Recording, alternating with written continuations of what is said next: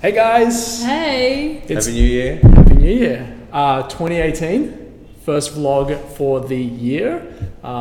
Happens to be 15 days into the month, but did you guys get away? Time. Yeah, Byron Bay for a week. Byron Bay? No, I just hung out here. Had Melbourne? a great time. Very nice. Held the fort. Yeah. I went over to Los Angeles, caught up with a lot of really cool people, which I hope to bring onto the vlog during the course of the year as they make their way down.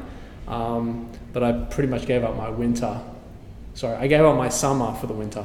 Not that LA is cold at all. I was going to say, well, probably it's a wasn't pretty that comfortable. You know what is interesting? Like yesterday's weather. Yeah, no, so what was interesting, I woke up this morning to check the weather, Yeah. which I never really do. Do you guys check the weather before you go out? Every morning. Sometimes. Really? Yeah. Literally every morning. I never do it, but I did it this morning, Yeah. and it said Los Angeles, 23 degrees. Oh. By the way, it's peak of winter. Melbourne, 16, peak of summer. And I think we should move. Shame, yeah. I can't move back, bro. I just moved from there. We'll do the move for you. So, keeping up with last year's tradition, we have questions and answers today.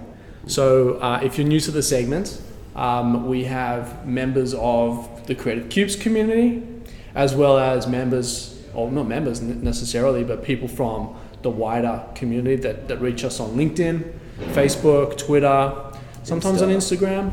A lot of Instagram is more just commentary stuff, but we do get direct messages, and if you have a question, we'd love to try and answer it for you. So carrying on with that tradition, we have 2 questions today. We do. Who wants to start? Ended. All right. First question from Dean P, one of our community members. via Deanie. Slack. Yeah. Thank you, Dean. Thanks, Dean. What are the factors that usually slow down the capital raise process? It's a great question. I think that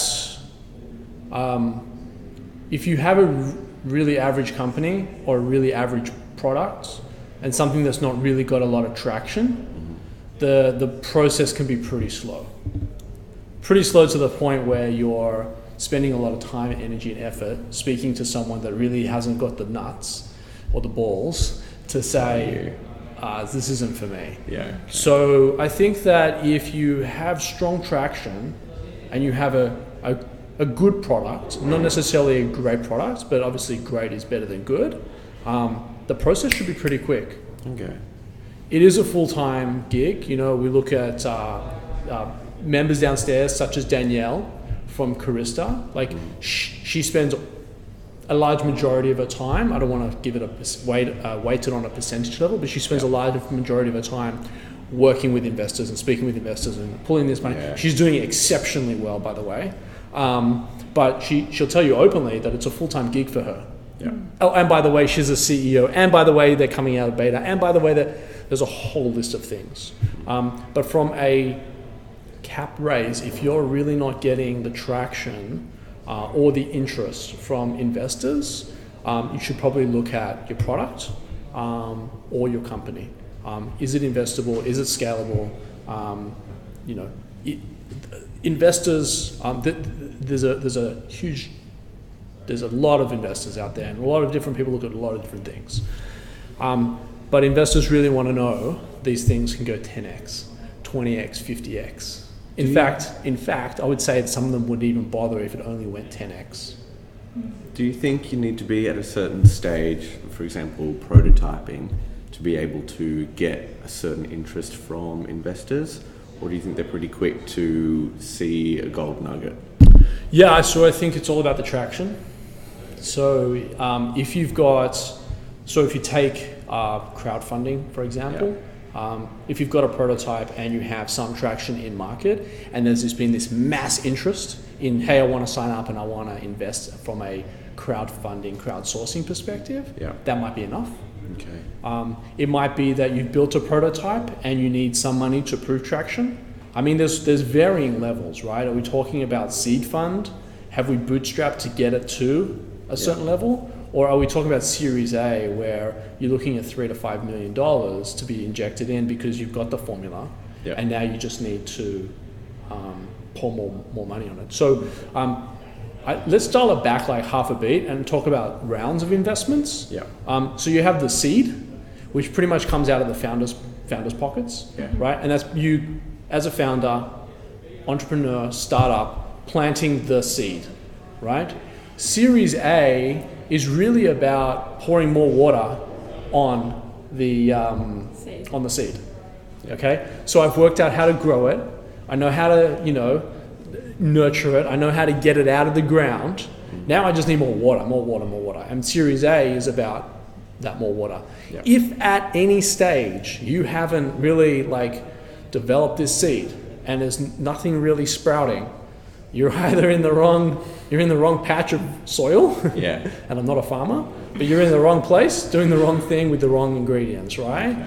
Or alternatively, if you've got some very minor growth, then you might want to do a bridge to Series A, which is just another status for, hey, I've run out of money, but I still need some money and I'm not quite at Series A status yet. So the nurturing of the plant is a very nice way to look at it from an investor standpoint. Mm-hmm. But to get back to Dean's question, Dean's quite unique in as much as I think he's got a ripper product. Yeah. So I think that once he's got his prototypes and he's ready to go to capacity, people should be throwing themselves at him. Yep. On the flip side, if his product wasn't as good, it might take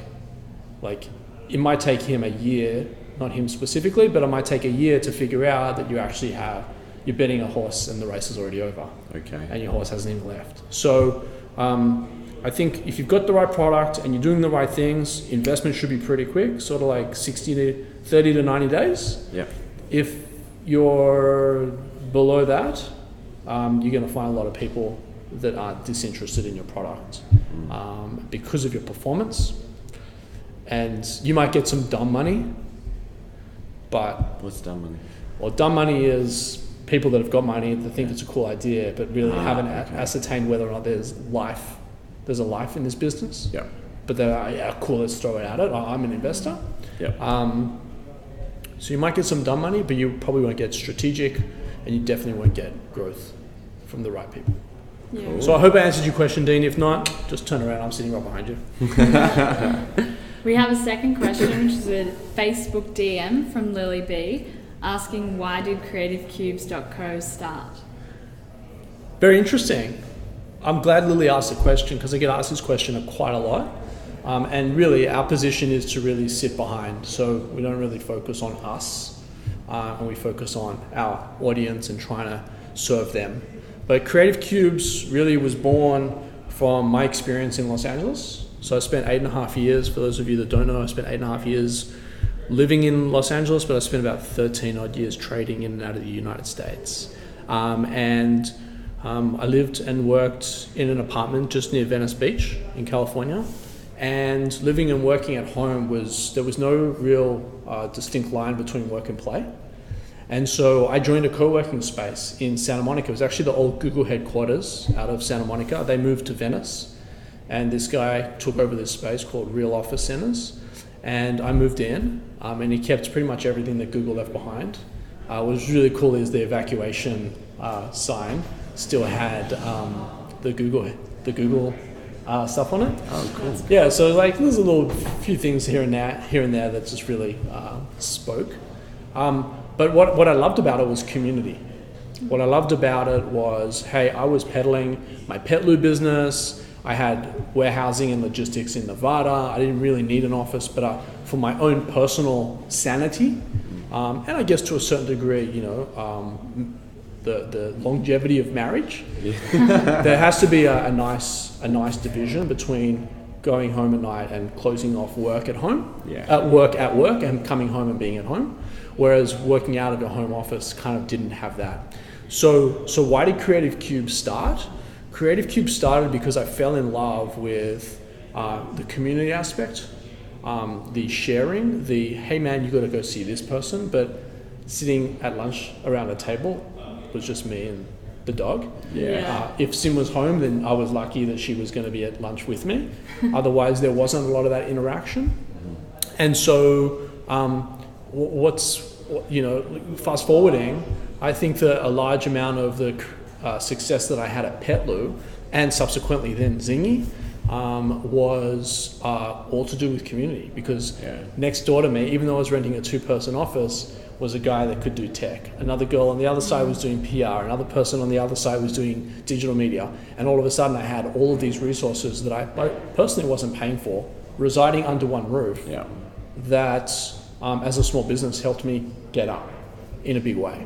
And so why did I start that? I started it because, pre-2010, 2011, when I went to this co-working space in LA, there wasn't this sort of stuff around.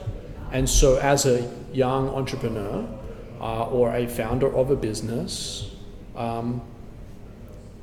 the fact that these places existed helped. And so coming back to Australia, where things are a little bit, they're not too slow, but they're a lot slower than they are in the US, I wanted to create an environment with an amazing team, and an amazing team of co-founders with Andy, George, Gav, James, Jack, and